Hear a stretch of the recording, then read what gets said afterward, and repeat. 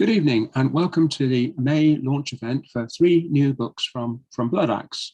Tonight we're going to hear from Amanda Dalton, who's in Hebden Bridge in West Yorkshire, Imtiaz Dharker, who's in London, and Katie Donovan, who's in Dalkey, just south of Dublin. I'm going to introduce them separately, and we're going to start off with Amanda. Amanda Dalton's new collection, Fantastic Voyage, it's her third collection. It takes us on journeys into our hidden and ghostly selves. And one of the central pieces in the book is called Notes on Water. It's a meditation on water, which charts a voyage through grief and loss in 2 voices. And it was a radio version of it was broadcast by the BBC. And in the book, there's actually a QR code that enables you to listen to the radio broadcast whilst reading the poem. So now we're going to hear from Amanda Dalton reading from Fantastic Voyage. Thank you, Neil. It's great to be here, although here is actually my attic, but it's lovely to be reading with everyone and exciting to be launching the book. The book's called Fantastic Voyage, as Neil has said. It takes its title from the 1960s film in which a group of scientists are shrunk and put into a submarine that's also shrunk in order to go through the body of another scientist who has a brain clot. It's one of those bonkers films, some of you may know it. And as I read, I hope that some of the reasons why that was my starting point might become clear. I'm going to start with the first poem in the book, which is Fantastic Voyage. She's at the pictures with her dad, or maybe she's at home watching TV with her mom or on her own, and she's shrunk.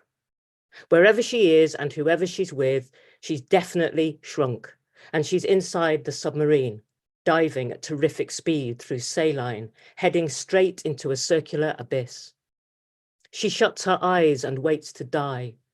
But when she opens them, the submarine is floating in a watery wonderland. And Owen says, "You may unfasten your belts." So she does. Or maybe she stretches her legs on the old settee, or takes a Malteser from the box Dad bought at the kiosk and it tips, Maltesers rolling under the seat of the boy in front and the woman in front of him. Or maybe there are no sweets, but the submarine is definitely pulled off course again, and her stomach definitely tugs and flips, and all this happens at once, and she thinks, what if the submarine is inside me? What if it is? What if it never gets out of her, or she never gets out of it? If years from now she's lying on a table, watching a screen as cameras prod her gut, her heart, her brain, searching for a miniature child, still bathing in extracellular fluid, trapped in a shrunken submarine. So one of the things that the book goes on to look at is stuff to do with being inside the body. And the first section of the book is some short sort of little mini stories, prose poems, really. So I'm just going to read a few of those in this first half of the reading from Look Inside. When Andrea was 7, her sister stole a teddy bear pajama case from Betty Priest's shop in the arcade. To be sure she kept the secret, she gifted it to Andrea, along with a threat. Andrea didn't want to fill the bear with clothes, but she loved its face and yellow fur and the sound the Velcro made when she pulled it apart. She liked to put her hand inside the body, but she worried that the bear was thin and didn't have the bulk to sit upright. So she filled it with the secret notes she wrote in bed at night, and her grandma's empty perfume bottle, and the stones she saved from the tide, and the lace from the perfect shoes that she'd outgrown. For years, she refused to go to school. None of the adults thought to look in the bear. It would have shown them everything.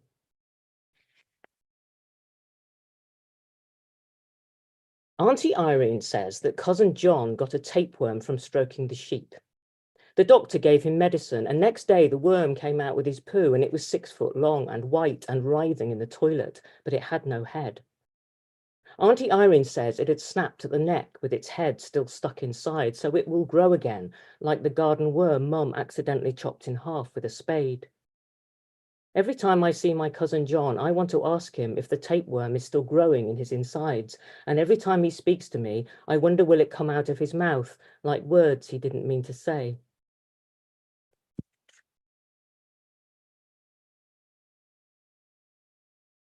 Janet Bradley says she wants to be a nun. She reckons the noises in her belly are the angels trying to tell her what comes next. Her grandma says she needs to eat a decent breakfast and remember the Holy Maid of Kent, who in 1553 was hanged for talk like that. I don't believe in angels, but one day Janet Bradley's stomach says we shouldn't get on the bus, so we don't. Then later on we find out that it crashed into a yellow truck on Albany Road. Thankfully, no one was hurt.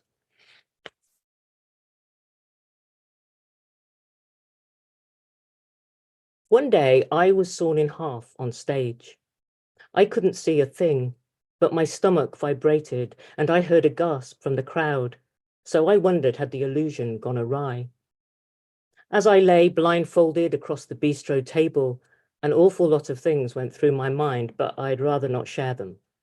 And though I'll never know how the trick was done, everyone clapped at the end. And it goes without saying, both ends of me are still alive, and the scars on my abdomen are all from other times. So this was certainly magic.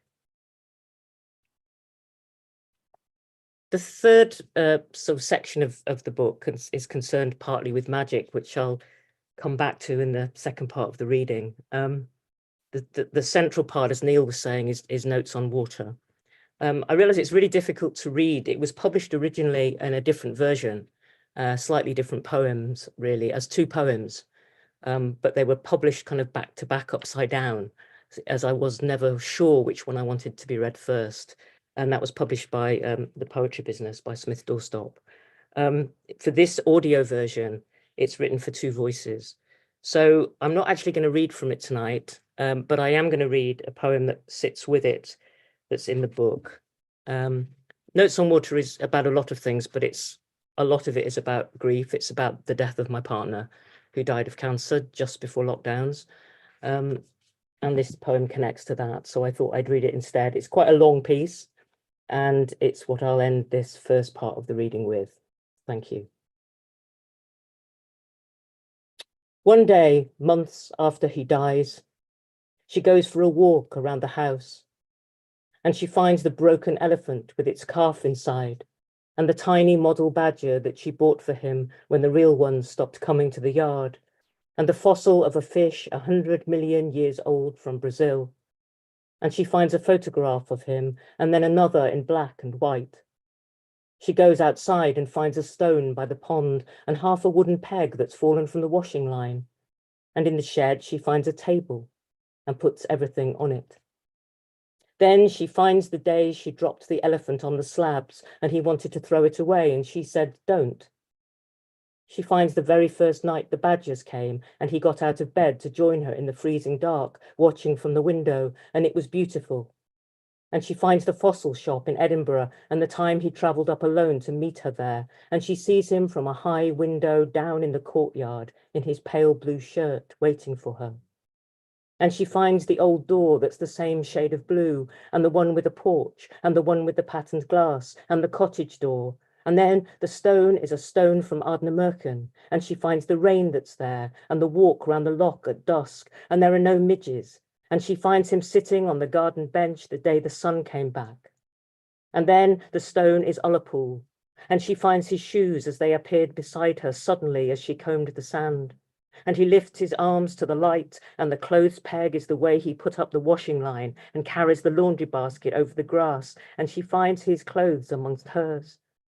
And in the shed, she finds the table clean and new in their old house 30 years ago, the Christmas dinner on it, his purple cracker hat. And she leaves them, all the things on the table, leaves the shed, goes back to the house, walks round it, searching for everything she hasn't found. Thank you. Thank you, Amanda. And this is the book, beautiful cover. And Our next reader is Imtiaz Dharker. This is her beautiful book, illustrated, like all her collections, with her drawings, which are an integral part of the book. This is her 8th collection, Shadow Reader, and it's her 7th book of poetry from Bloodaxe. These are poems shot through with the dark thread of an unwelcome prophecy she received in India as a young woman, as I'm sure you're about to hear. Imtiaz. Thank you, Neil. And thank you for inviting me to read with Amanda and Katie today. When I was in my 20s, I was taken to see a succession of astrologers, and one of them was a shadow reader. This was someone who measured my shadow, did a calculation, and took an ancient scroll out from behind his back without even looking at it and predicted my future. Now, I didn't believe a word that he said, but even the mind of a non-believer can be occupied and possessed and in a way colonized. In the year of my death, when I was 25, the shadow reader said I would live to a ripe old age. He licked his finger, flicked a page, and told me the year of my death. That year has arrived. But the roses are savages that will eat you alive given the chance.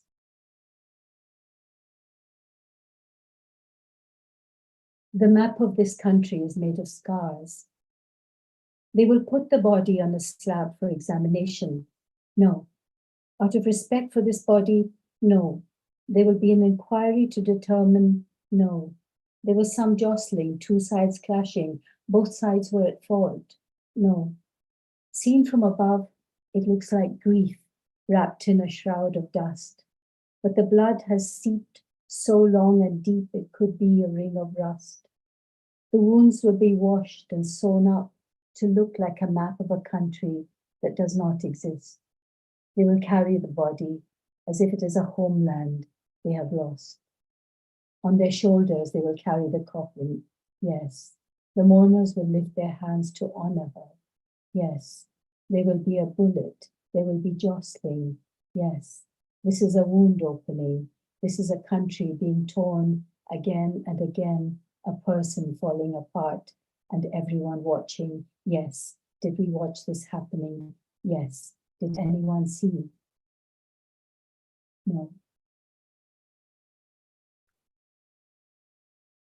Witness. Sometimes the truth is not a beacon, but a small flame, or only the light of a phone falling on the face of a witness. Face to face. Who is telling this? The one who gives the gift or the one who takes? Can the writer be forgiven by the one who is written? Does the warp look back at the one who is weaving and say, this is not how I remember it, not how it happened at all? Who belongs in this thing you are making? The rose garden throws away its symmetry and lifts off the page with a mind of its own.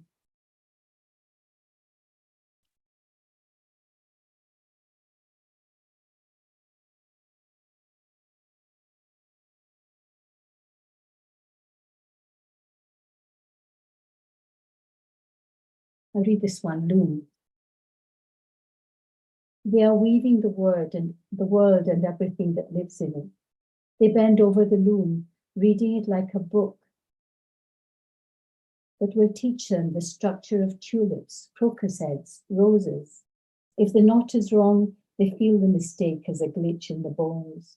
When their fingers bleed, the borders leak ruby and scarlet. Trees blossom out of season, fruit fills and opens as if time means nothing, as if pain is only the start of beauty. They are weaving so hard and fast, you would think their lives depend on it. They take the tears off their children's faces to fill up the watercourses. They are weaving their times in thread, teaching the loom the way of the world. It hums with business, heaves with the blasphemy of human bodies, hosts of angels swarms of midges. Songbirds turn into bombers, gazelles to armored tanks. On every border, there's new danger. Drones overhead, walls blasted to rubble. Messages appear on the backs of buses. Neon signs call for help. Clubbers spill out, looking for Ubers, demanding bacon rolls at the first train home, vomiting at corners. The one who is tied to the rock by a chain watches the vultures circling down to the succulents inside the liver. Starlings fall out of the sky, and the weavers bury them in silk. They make up spells and blessings to hold things together till morning, when the children get up out of sleep, bare feet on the floor, doors banging open to let the green back in. It smells like split melon. This is not a prayer mat. It is the prayer. The weaver makes a pitch. This is the work of many hands. It contains all of paradise, eaten by moths in one small corner. For you, special price. And the last one I'll read in this set is Where You Belong. You can squat in this room if you don't say a word. You can stay in this town if you pay for a room. You can go on the train if it's off-peak. You can speak your mind if you change your look. You can have your chance if you don't expect luck. You can be in the group if you get enough likes. You can live with family if you toe the line. You can keep your children if we countersign. You can enter this church if you quote the book. You can open the book if you close your mind. You can save our time if you follow the rules. You can play a role if you buy the mask. You can take on the task if no one else wants it. You can ask the question if you never offend. You can belong, but only if you don't stay too long. You can end it now or start over again. You can follow the signs but never turn back. You can see you have run out of time and years. You can leave in tears or go with a laugh. You can take your clothes but leave your shoes and that attitude behind. It does you no favors, and you can do us a favor. Don't change your mind. Thank you, Imtiaz. And now another beautiful book, Katie Donovan's May Swim. It's her sixth book of poetry. It has poems of loss, widowhood, and aging, informed by wider concerns about environment and climate change, much of it observed from her own wild garden. And I'm sure she'll let us know where the title comes from. Katie.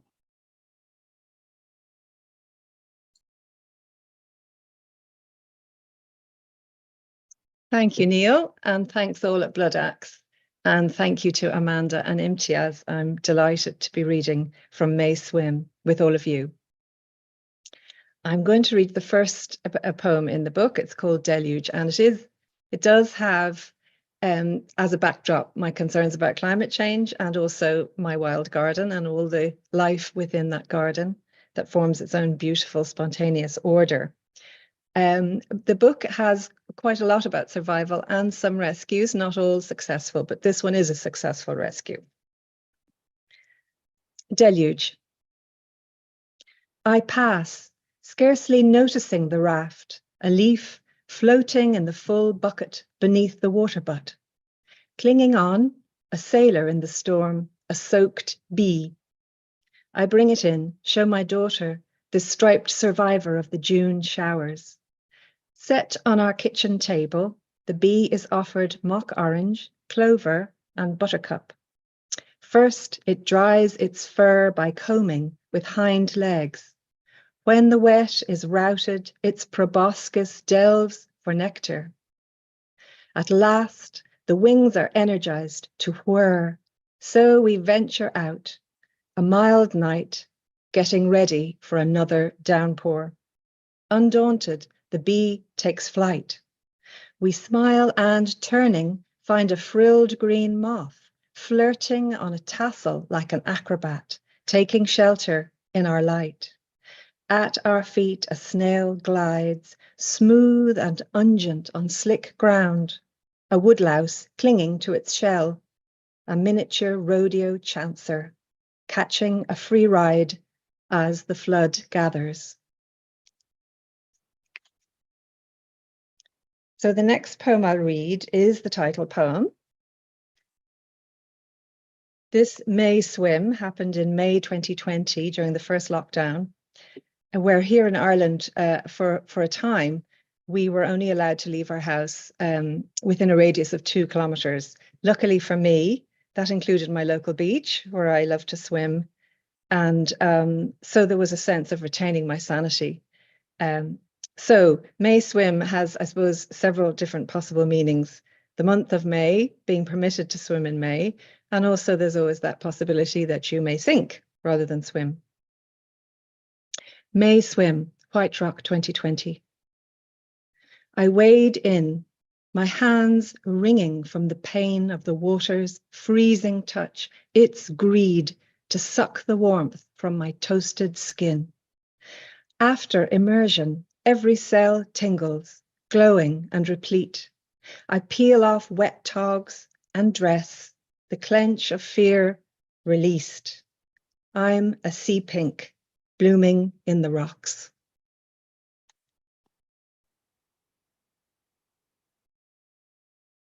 So the next poem is also set at my local beach. And those of us who swim regularly tend to keep the beach fairly tidy, and we're respectful of this as a place that is there not simply as an amenity for us. But sometimes there are more immediate reminders that once you're in the water, you're entering an ecosystem where you are an intruder. This is called the seal. What are you doing in my element? The seal's black eyes challenge me as I flail in the tall waves, seaweed tangling my legs. Wild whiskered canine of the salt, he appraises me with a hunter's look. He's far too close, with a head on him like a bucket. I scrabble and squawk, kicking to cheat the tide and his looming bulk, to show my friend I'm safe, really I am, I can do this. Just as my feet find purchase, a wave breaks. I'm thrown, tumbled, reefed as the water curls and separates, sand whirling my ears, weed muddling my hair, shingle scrubbing me raw. I shove up, shaken, snot slimed, flesh marbled cold. The seal drifts north, sinking and surfacing in comfort. I stumble in the stinging spray, clumsy interloper, refusing to buckle. So I will finish this set with a poem called 2 Women, 1 Grave. And I'm in that same club as Amanda, having lost a dear partner to cancer. This poem is about a rather bizarre experience of a woman who he had been engaged to before he and I got married, because we met in our middle years. Obviously, we both had a past. She turned up hoping to see where he was buried, which was quite far away. So we had this long, awkward car journey. 2 women, 1 grave. Now, at last, she wants to see his grave. This is our first time meeting. She turns out to be small, straight-nosed, determined, oddly familiar. It was she who ended it, their long engagement, moved on to a better job, a certainty she needed more than he had to give. As I puppet my way through the narrative of his illness, she grows still. It is a long drive to the grave, and I wait while she has her tears. I'd like to blame her for something. She'd like to pour balm on me. She thinks quietly, I imagine, of her lucky escape. I think of his misery. But we are alive now, and he has been gone for 7 years, so I drive more hours, and we speak of our children, as women do, we women who live long enough. Thank you. Thank you, Kate. And now we're going to zoom from Dublin back to West Yorkshire and hear from Amanda. Thank you, Neil. I think the book in lots of different ways is concerned with the body, with what's inside us and with what's invisible. And I've had a long, I was going to say obsession, it's not quite as strong as that, but an interest, shall we say, in hauntings, apparitions, ghosts, in all their many forms. So I'm just going to read a few poems in one way or another concerned with that. And this one is called Magic. Because these days I can hardly tell my left from right, my up from down, you might expect me to believe in a demonic pack of cards. Think you can fool me with a disappearing wrist, convince me with that story of the ghost inside a jar. You can't. But still, I think about the attic room that scared me out of sleep, the mystery of the hinges ripped from my little case, how I don't know what touched my face in the dark, or how I knew before I knew the day my dad 200 miles away had died unexpectedly. I saw him once, not an apparition, more a waking dream, at the zoo, in the House of Butterflies, and I could hardly see his old grey jacket for the trembling antennae and the wings, banded orange blues, all fluttering. The disappearing man, the man with wings in his eyes, the remarkable enchanted butterflies.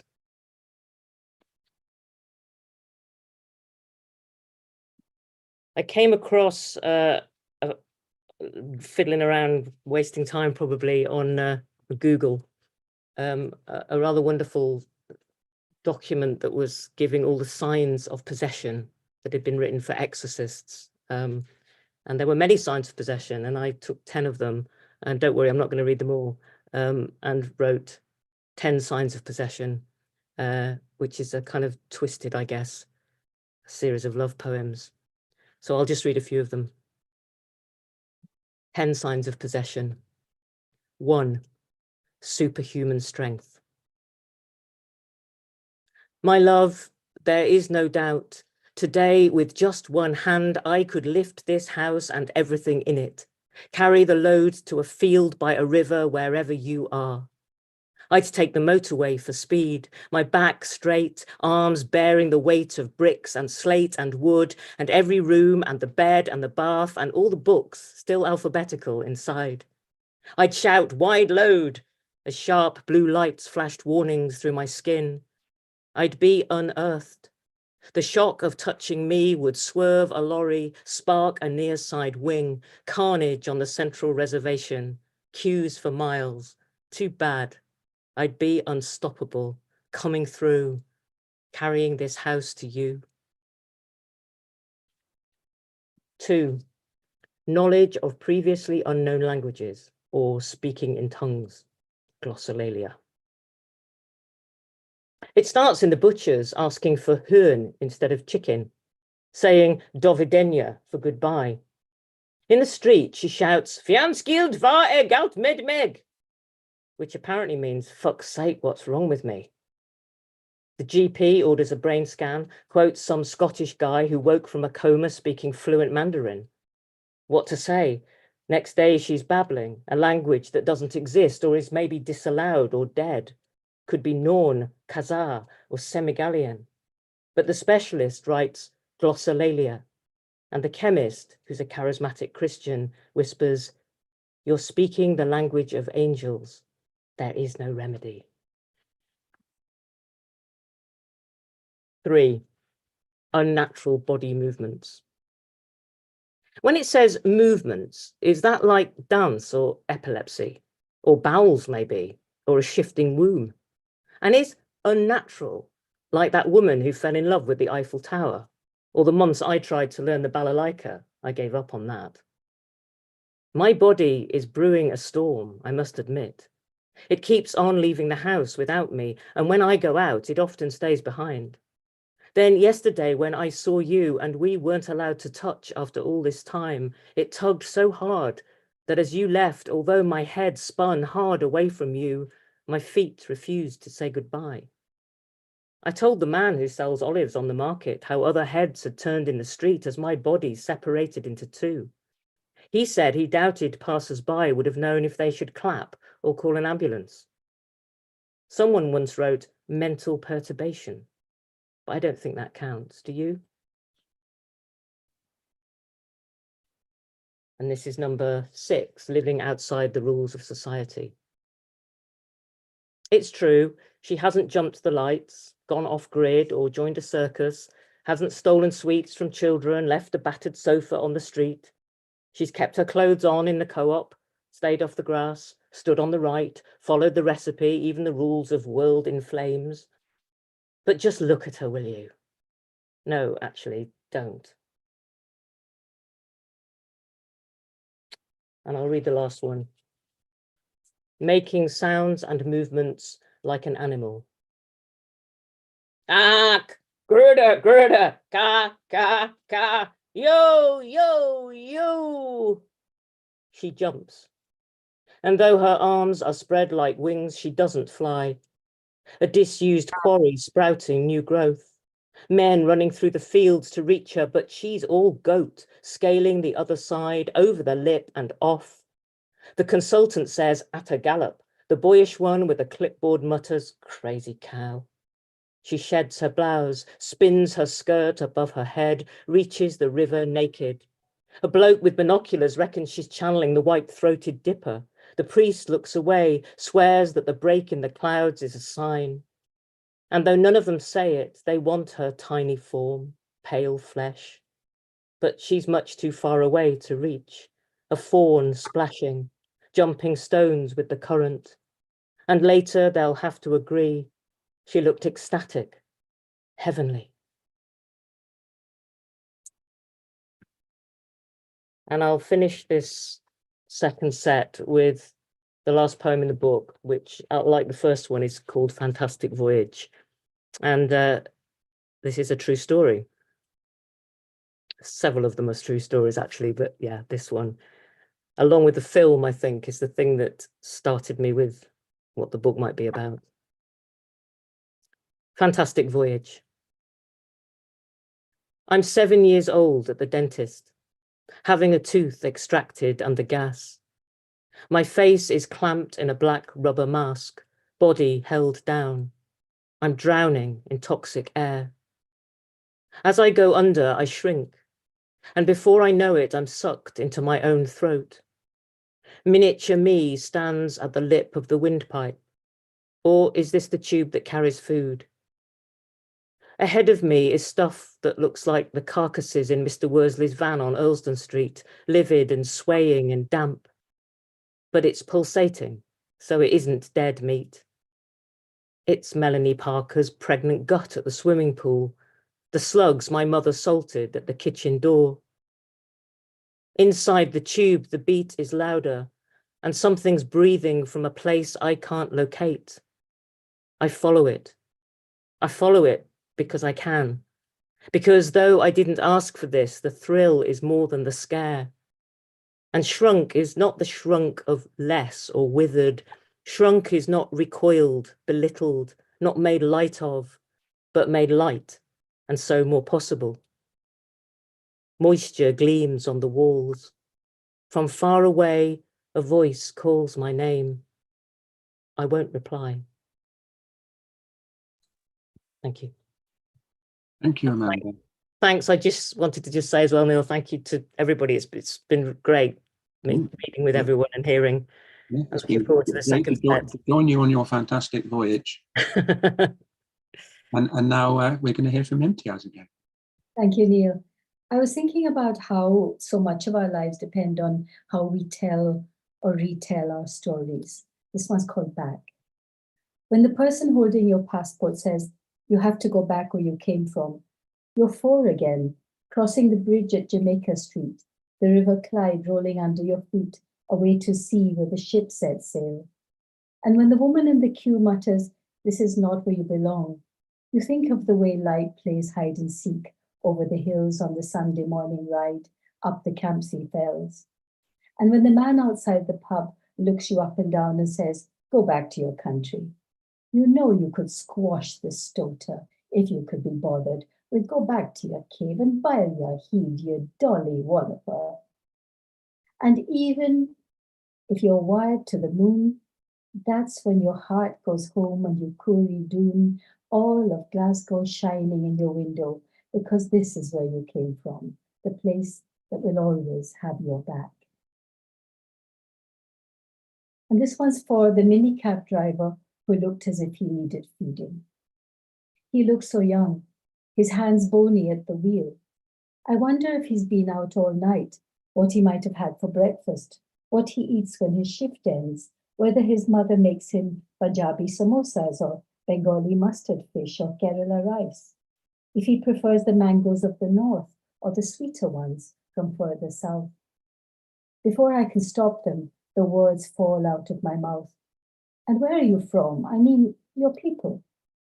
They land somewhere on the back of his neck, slide into the rearview mirror, roll into his eyes. He looks back for 1 second, and his face is a passport, and his back is a flag, and he says, Barnsley, and I pay and get out.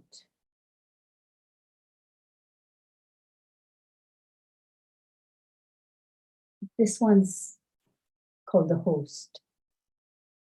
While I've been away, the fruit flies have moved in with their extended family and rise politely off a feast of black banana skin to welcome me home.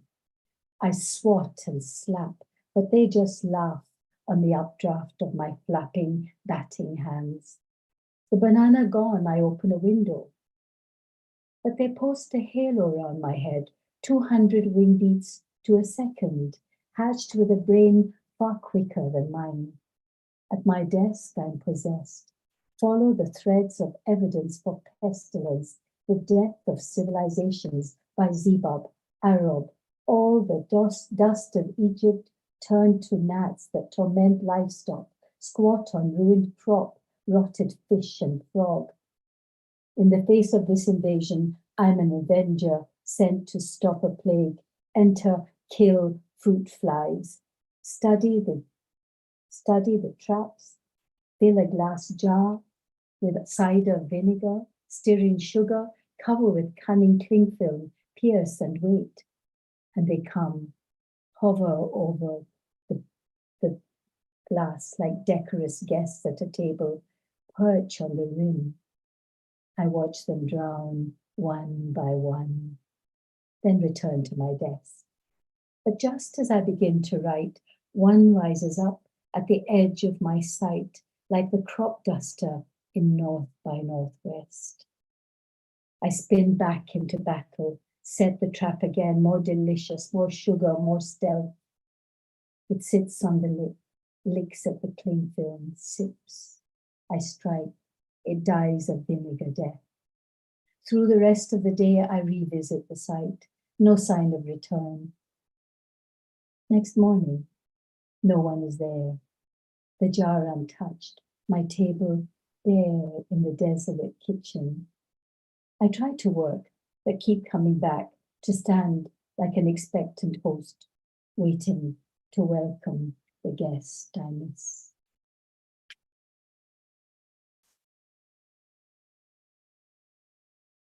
And one day, I was in the bar of the station hotel at Hull, and I imagine seeing Philip Larkin sitting at a far table in the corner drinking beer.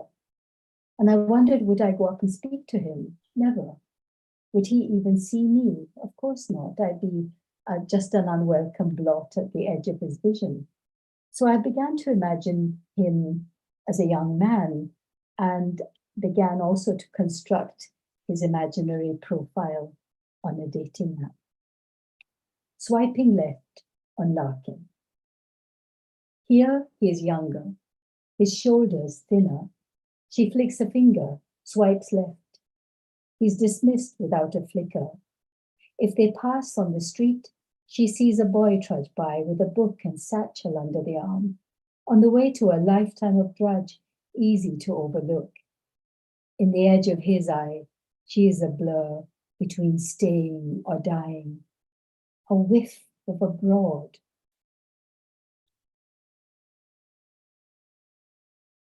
The chaos of prams and infants teething.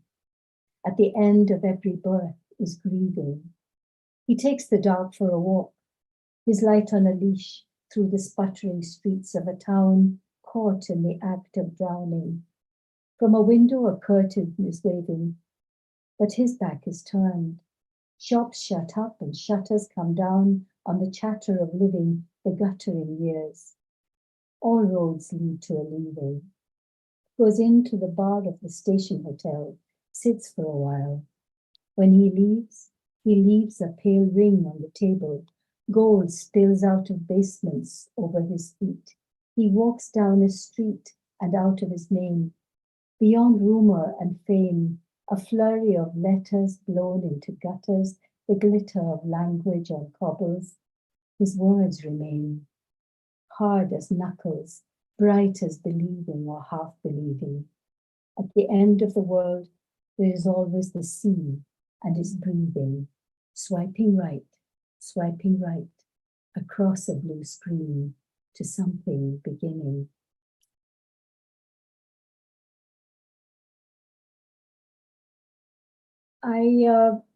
With the shadow reader's prophecy in mind, as the year of my death, prophesized death approached, I thought I'd better write a will. But I discovered something before I began to write. Before you begin to make an inventory of material gains and worldly goods, you are told it's possible and even advisable to bequeath your entire digital history to your heirs. The horror of it, the ignominy. She experiences a moment of dread. Supposing it comes back into fashion to bury the dead with all they possess, laptops, phones, chargers, cupboards, sofas. The shame of it, the scale of the tomb to be sunk underground for the cars and hairdryers, the unworn dresses, too tight to wear, too dear to lose. Think of the tons of soil to be shoveled out of the earth for the shoes. My God, the shoes.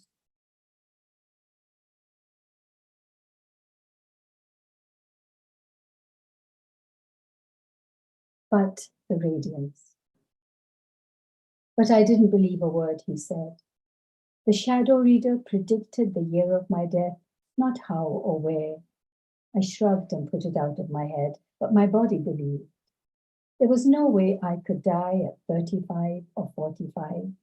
I crossed murderous roads, ran red lights and rickshaws, took flights in turbulent skies, watched a plague go by. But in the year of the shadow, I remember the veins on his hand, the finger he licked, the mark on the scroll. I tried to read the names of the ones who are dying, when it should have been me. But all I can see is the name of the earth, right here, written over and over in the dying year.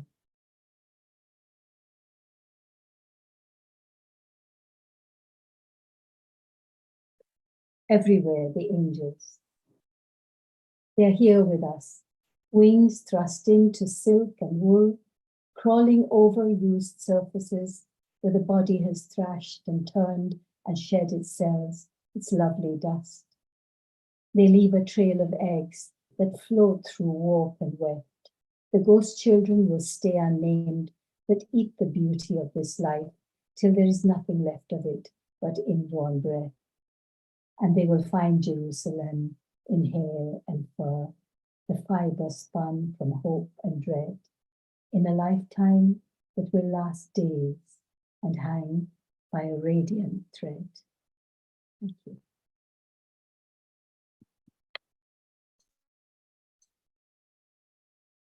Thank you, Imtiaz. And now we're going to hear the final set from Katie Donovan. Thank you. It's just so wonderful to hear you both read some of my favorite of the poems from your books. So speaking of bodies, we have 3 poems here about the body, and then I'll just finish with a more sort of witty light poem. This one is called Home to Vote. 5 years ago, we finally got legal abortion in Ireland. Before that, thousands of women would travel across to Britain to get a termination because they couldn't get one here. And it was a very exciting moment, finally, to reach that bodily autonomy that we all hoped for. But what I'm focusing on in this poem is the return of a lot of young Irish people who were studying or working abroad, who came home specifically to vote. And it was very exhilarating to see them in their cheerfulness, in their joy. So different from the women who had to leave in secret and shame to get terminations for so long. Home to Vote. Dublin, the 25th of May, 2018. They burst through customs, a river of repealers returning to swing the referendum. Whooping, twirling, laughing, just when the last banner has been hung, the last leaflet delivered. We're home now, they say, fresh off the ferry, the plane. Let's do this. We're here to win. Fleets of cars take them to the polling stations, motoring through Friday traffic all the way to Cork, Galway, Clare. They share selfies, revel in pampering from delighted parents. The pubs are full and it isn't Christmas. Back from Vancouver, New York, Dubai, they stay up all night. And when the vote is sure, they flood the streets. They take the castle, dancing farewell to secret crossings, to danger, to shame.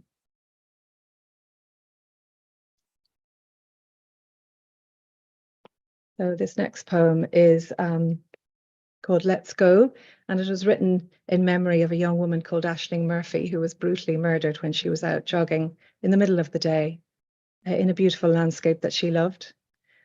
And it's, I suppose, an imaginative reclamation of that. Let's go, in memory of Aisling Murphy. Shall we run? Let's run away so it's never hurt. The delicate cradle of the pelvis, its secret fruit. Let's run like the deer in the mountains, with the snow and the cold night air, so light, so free.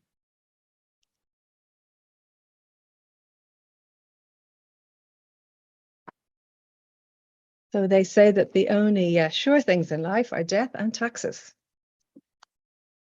And this poem is named Death and Taxes, but it's about a big shock.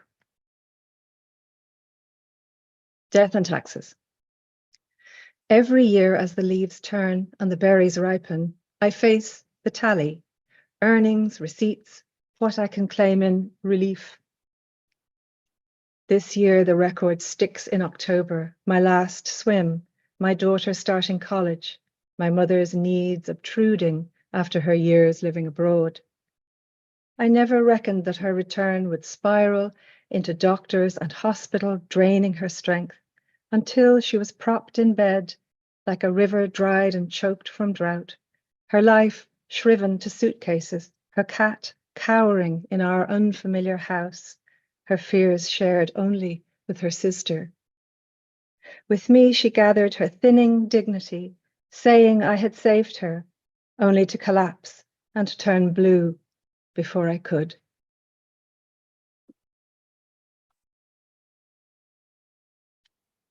And now I'm going to finish with Salad Days. This is for you, Neil. You suggested I read it. He said, read one of your self-deprecatory poems. I suppose to show I do have a sense of humor. It's not so easy to write poems with humor, I find, but I think this one does it. And I'd also like to pay tribute to Yvonne Boland, our great Irish poet who died too young, because she would have been a pioneer writing about that difficult subject, the aging woman's body, because of course everybody wants to keep us young and beautiful forever. Salad Days. I'm sorry, you can't be a poet anymore. You aren't young or sexy now, or even a beautiful person whom everyone online adores. You haven't had a lover in years, and your children are teenagers. You look all right, but not in photos. And worst of all, you're so peggable as a mum. That's you in the supermarket, right? Hovering over spinach, dreaming up a nice school lunch. You should be slumped over espresso in some NYC lookalike cafe, or drinking wine as you pen another lyric to heartache. Stop thinking about feeding the birds and paying the heating bill. Don't eat any more chocolate. And as for cheering your son on while he plays soccer, have you totally lost it? If you could have just frozen yourself circa 1995 when you wrote that one poem, that ended up by freakish chance in the anthology, you might have managed to remain a viable presence on the poetry scene. But now, well, truth to say, unless you're prepared to give a reading for a fundraiser, would you be for free? You're just a has-been. Thank you very much. Thank you, Katie, for that one and for your reading. And thank you, all of you, for those lovely readings. We're now going to move into a discussion mode. And while we're moving into that mode, just to say to the audience that if you scroll down the YouTube page, you'll find details of the books and you'll be able to click on the links and order them after the event. So please stay on, and we're going to come together for a discussion. So are we all here for the discussion? Are we all showing? Yes, we are now. Right. Well, those were wonderful readings, full of hauntings as well. And one thing that struck me, of course, is that all three of you, sadly, are widows. You lost the love of your life. And I was wondering how long it took you before you began to write about it. And you talked also about reclaiming, and that seems to be part of all of your work, is reclaiming what you lost through the poetry. Would one of you like to kick off on that? We're all being female reticent people, aren't we? Waiting to see who wants to go first. Well, I don't mind. I didn't go on, Imtiaz, go on. Well, I was going to say that for a long time I couldn't write. And it was as if that blank page was the kind of blank life that I felt, and the emptiness of Simon having gone. And then what I began to write just felt bad. It felt wrong. And they were poems full of grief. But it was only when I began to realize that they weren't grief poems, what I was writing, and that what began to work was love poems. That was when the writing began to work again. I don't know if you felt the same way. That's really interesting, the love poem thing, as opposed to the grief poem, I think, as well, because I think I felt a similar thing. For me, though, I've had a lot of, as Neil knows only too well, a lot of periods where I just haven't been able to write poetry. And that's partly been because I've got a chronic health condition. So there's been chunks of time when I've just not been well. But there's also, I do other writing, but it's not even just that. I don't know what it is quite, but sometimes I do feel really stuck. And interestingly, to me, David's death kind of, hard on the heels of David's death was lockdown, which wasn't easy, as you can imagine. But it was almost a way of keeping myself sane, was to actually start writing. And I found I could write, having not been able to write. But I'd already begun writing a poem called Notes on Water. And they were notes, actually. And I was writing about water. And it started to change. And it was really starting to write those two poems, that one of which quite explicitly explored David's death, but I couldn't think of it as a grief poem. I could only think of it as a love poem. It was a way of reclaiming something and keeping him. It was a way of honoring him. It was a way of holding him, I think. And actually, it was what began a process of me starting to write poetry again, I think. So that's kind of, yeah, it jolted something. What about you, Katie? Well, I suppose every death is different, isn't it? And every period of mourning is different, and nothing is predictable. But Stephen, my husband, became ill when he was still a young man, and our children were really small. So I sort of felt I didn't have much of a chance to grieve or try to reclaim the love that we'd had, which was brief enough because we almost immediately began to have children because we were just at that age, couldn't really hang around. So there was a lot of confusion and anger and a sort of need to let out all these rather clotted feelings that I felt guilty about writing about. But a lot of those poems that were written while he was still alive, because he had a long illness, being young and strong, and some remissions. And a lot of those poems are in Off Duty, which is the book I wrote before this new one, May Swim. But I suppose there are poems in May Swim which are looking back with some time and some clarity on what happened and the fallout and the memories. But there is a line of a poem called Snowman, which is sort of about, you know, the layers that melt away, and then there are more layers, and then the last line is nothing is ever finished. So I don't think the grieving process ever fully goes away. No, I agree. I wonder if you found this, that as you began to remember, I realized that I was remembering more and more of the funny things, and that was seeping into the poems as well, that there was a sudden chortle in the middle of a really sad poem, and that was to do with partly what Simon was as well. He was never morbid about, never felt it was morbid to talk about death, that it was a kind of matter of fact. Even treatment was, I'm going for my servicing, you know, and he'd come back having been, you know, looked after, and it was a kind of a relief to find, maybe like a wake, that you can actually remember the funny things that have happened, and the funny things the person has said, and begin to find humor in, and the absurd again in anything that happens. I think for me, David's death was very sudden. It was only 7. I mean, he had pancreatic cancer, and it was only 7 weeks between his diagnosis and his death. So it also had that kind of. It was very different from, I know, probably from what you've said and what I know your experiences of a long time with the knowledge and with the illness. So I think it was a sort of. Yeah, I think I was probably in shock for ages, but without knowing I was, you know, I knew I would be, but I kind of, it's a weird feeling, isn't it? So I think I'm still on that journey probably of finding things. Well, for me, what's difficult is that my kids don't have a lot of memories of their dad. So I sometimes will introduce a little anecdote or a little sort of snapshot maybe of their childhood when he was still around, but they just don't really remember. And one of the poems in the book is about me digging through the compost and finding an old spoon that he used to use to feed them when they were still in the high chair, and showing it to them. But they were kind of like, oh yeah, did Dad use that to feed us? Okay. And I was the one, for me, it was loaded with emotion and resonance. And they were sort of,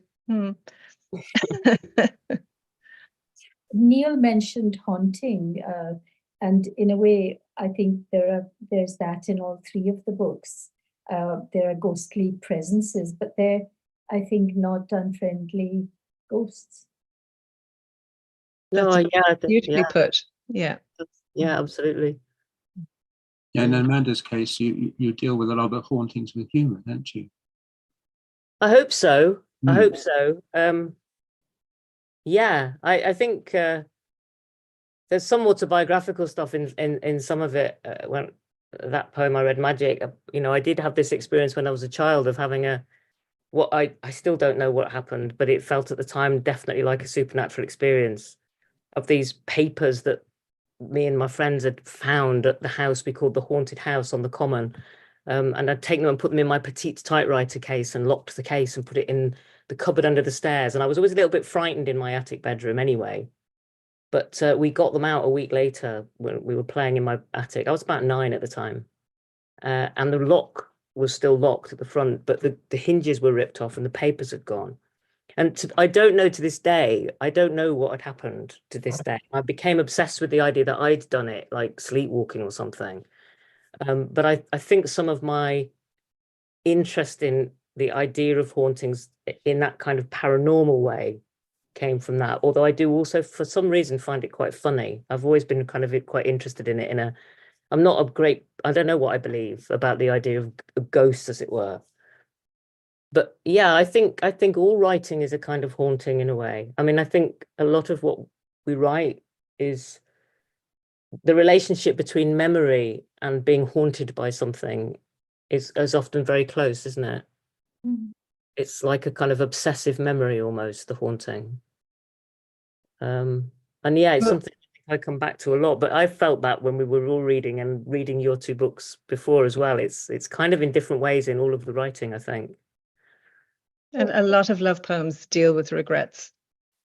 That's often the energy that fuel them. I think it's also funny how there are things that we know we don't believe, and yet somewhere in our system, there's a little worm of belief as well. I mean, whether it's organized religion or whether it's, things that we've grown up being told, or whether it's the mad prophecy of a shadow reader, whether or not you believe in those things, there's something that stays even in the mind of, as I said earlier, the mind of non-believers. That we have a contradictory thing inside us, don't we? I really loved the shadow reader thing, the whole idea of it, but also I would have been completely traumatized by being given that news, even if I didn't believe a word of it. Because as you say, you just, a little bit of you is like, oh, what if they're right? It's a wonderful thing that runs through the book. I think it's really powerful, Imtiaz. I love it. But I didn't believe a word until the time came. Yeah. And it was COVID, so it was a bad moment. Oh gosh, yeah. Imtiaz, can I ask you about the drawings in your books? Whether the poems come first or the drawings? I was doing them at the same time. I work in these little, these handmade books of handmade paper for the drawings, and lines were coming, and I found out I had broken my hand at some point, and it just kept drawing almost obsessively, trying to drawing straight lines, because I had to prove to myself that I could still do it. And the straight lines became the threads of a loom. And I began to draw the loom and say, oh, good, I can do this freehand. And the freehand lines got more and more complicated. And those became words as well, because the loom became a kind of weaving of words. And then the weaving of words became a weaving of feet and walking. And I was doing a lot of walking at that time as well, walking night walks, I call them. And I love those ones, those night walk poems. They're wonderful. I was going to say that. I thought they were fantastic. Especially the fox. Yeah. You see how they kind of weave together, and it was just all happening at the same time. They were all connected. I was going to ask that very same question, because I always loved the way you use your drawings in your books, and the way Bloodaxe uses them, the way that they're published. And it's always fascinating to me where there's another art form involved as to which came first and how one inspires the other, or how they connect, how they speak to each other. I was very lucky that Neil got it right away, that the poems and the drawings belonged together, because a lot of other publishers wouldn't. I get very annoyed with all these people who just ignore the drawings and don't actually see that they're talking to one another and they relate to one another. They review your books without even mentioning the drawings sometimes. I don't mind that. I don't mind, because people see what they, and this is again the whole thing about telling the story. People see what they want to see and hear what they want to hear, and notice where their interest is. And if a poetry person is looking at the book, maybe they just see the poems and think the drawings are incidental. It really doesn't bother me, because I think people have a right to interpret or take what they want out of that book. But rather sneakily, you've actually moved some of the writing into the drawings now, haven't you? So they can't avoid it. The writing's immigrating into the drawings. Could I ask something of Amanda? Well, maybe just tell you that I also saw Fantastic Voyage when I was a kid in the late 60s, and I thought it was incredible. It really blew my mind. And you just brought me right back. And the thing that I remember so much from the movie is it's a real kind of Girl Scout type memory. But when they arrive in the lungs, there are all these big black hunks of gack in there. And the scientists go, "Ooh, where are the lungs? What are those black things?" And then they decide, well, that's got to be because this person's a smoker. And so there's some, toxic stuff in the lungs from smoking. And I remember thinking as a kid, God, I'm never going to smoke. I don't want those big black hunks in my lungs. It's a really funny film to watch now because I got the DVD of it, and because it's obviously very dated and it's kind of in a way it's just funny, it's daft. But I do remember at the time it was, the technology and everything about it was seen as quite incredible. I don't know, Imtiaz or Neil, if you've ever seen it. Yes, I did. It doesn't bear up now entirely, it has to be said. It's very But much the idea, the concept of it, and also that they have only a certain amount of time before they then return to their normal size, and how are they going to get out of this body? And then, of course, one of them turns traitor in the middle of it all and tries to scupper the whole bit thing. of a Cold War thing going on in there, isn't there? Still, yeah. But what you did with it is just amazing. Yes. Well, thank you. You brought it. Yeah. Sorry, Imtiaz, you go. Sorry, I was saying exactly what you were saying, Katie, which was is the way you used it, because into the fantasy you infiltrated all kinds of lovely real detail. There would be this fantasy going on, but details like Mr. Worsley's van on Earlsdon Street. So things are named and they're real in the middle of all this fantasy. And that happens right through. People are named. Oh, well, yeah, a lot of it, this book is much more overtly, I suppose, autobiographical than any of the other stuff I've written. And again, I think that's partly, we're going back to what Neil said at the beginning, I do think that's partly something to do with where I've been in my life and actually living on my own for the first time in years. And it kind of all coincided with me leaving my full-time job and writing full-time. And I think there's something about where I've been. I mean, in a way, I'm glad that people are seeing humor in the book, because I was kind of worried that it's all a bit of a kind of misery fest and it's all a little bit sort of me.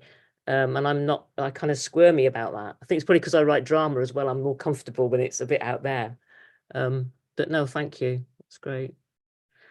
I've forgotten I was going to ask something and I've completely forgotten what it was now. I know what it was. It was going back to what we were saying about your art, you as an artist, Imtiaz, and I was thinking about both of you actually. It kind of interests me where we have something else that we do that's a part of our lives, that's a job or a skill or a whatever.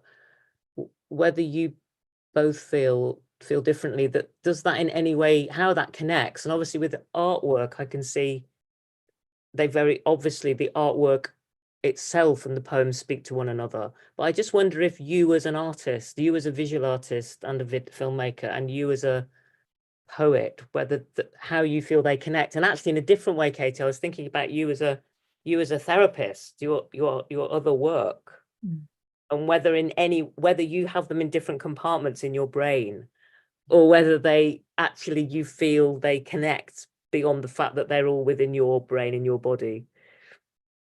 Well, who's going to go first on that? I know, sorry. Question. It's all yours. Okay. Well, I suppose being a poet, it's kind of like a vocation, but it's, you don't go into it for the money, put it that way. So I've always had a day job, and I've done a lot of teaching. Teaching I find amazing in that constantly your students make things new, but I need breaks from teaching. So I was a journalist for a long time. Journalism has a very different language and discipline to poetry, which in a way was good. Sometimes I would be inspired by stories I'd be sent to cover to write something that was obviously not going to make it into the official article, but then I would siphon it off and get a poem out of it. So that was good. And now that I'm trained in two different forms of therapy, it's touch-based therapy. One is for just ligaments and joints, and the other is for trauma, but trauma that's held in the body. And all my poems are very, shall we say, fleshly. So that sort of sits very sort of center in terms of my attention. But I do use the imagination quite a lot in my therapy work, and I find it very powerful. But there's also the contrast, because if I'm sitting with the body, there's often a lot of silence, and I like that. I like having a break from language and just sort of sinking down to another level. No, it's really interesting. Thank you. So Imtiaz, as an artist, obviously I'm not talking specifically about the work that appears in the books. Do you have different modes that you're in, or does it all feel like it's all part of the same thing? I think even the poetry, the poems often start with a single image. There's often an image that makes me want to write that poem. So it kind of, they do slide into one another. And that image can very often find itself in a drawing or become part of a film. So I just see them all as so connected and joined up that I actually can't separate them anymore. And coming back to you on that, of course, you must gain a lot from being a dramatist, working for radio, working in the theatre. Your monologues are very much from that. Is that something you're conscious of? Yes, I think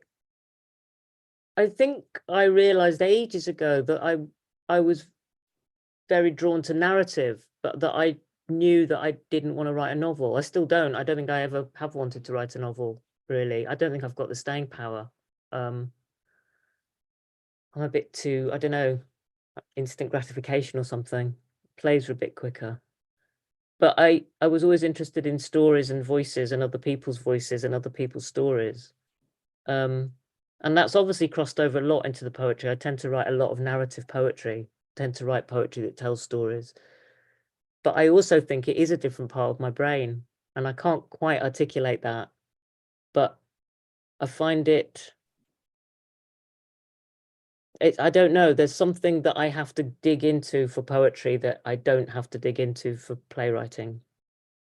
Hope there's no other playwriting people I work with listening, because I mean, poetry is, although it's the thing I do least of in a way, and it's the thing that will never make me any money, it's the thing it's the thing I care about the most. It's the thing that's closest to me, but I think perhaps for that reason, it's the thing that I find hardest to write. And I get all very caught up in worrying really about, there's something about the personal. You hide behind things far more readily in drama because you're putting it into the mouths of actors and you're creating characters that, however much all those characters are really me in some way, there's me in them, of course there is, but you're kind of pushing it away a little bit from yourself in order to tell other people's stories. Whereas I think with poetry, it feels more personal probably, and therefore harder. But you're also turning into a therapy session. I better shut up. But in your theatre work, you're also helping to interpret other people's work, aren't you? So it's not just there are lots of adaptations, and I love that, and that's different again. Actually, I think there's a big difference for me between writing an original play and writing an adaptation. I really feel I have to honor. I don't feel I have to in a bad way. I want to honor the original writer, but there's also something about not slavishly trying to reproduce what they've done, because what's the point? If there's I often think that about adaptation. Why do it? Because the original was fantastic, and actually, unless you can bring something different to it and new to it and give it fresh eyes for people to experience it, then I'm not sure it's worth doing. So there's something quite interesting for me always in that process. It's a little bit like a puzzle. You're also adapting from one form to another, aren't you, sometimes? Yeah, I love it. I'm absolutely obsessed with doing that, actually, with moving from one form to another. I've done it with poetry and drama as well. I've sometimes written poetry that's come out of drama and written drama that's come out of a poem.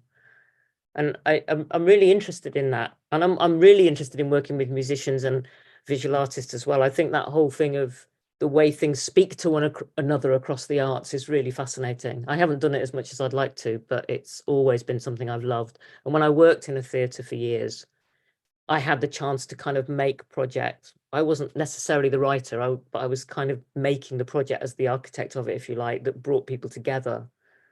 to make stuff. And sometimes it was just the best, you know, I loved it. Yeah. Well, thank you all three for an amazing reading and a wonderful conversation. Just to repeat to the audience again that if you scroll down, you can click on the links and buy the book. And thank you very much, Imtiaz, Katie, and Amanda, for giving this great reading tonight and great discussion. Thank you very much. Thank you, Neil. Thanks, Amanda. Thanks, Imtiaz. Thanks Really all loved of you. it. Yeah. Great, thank you.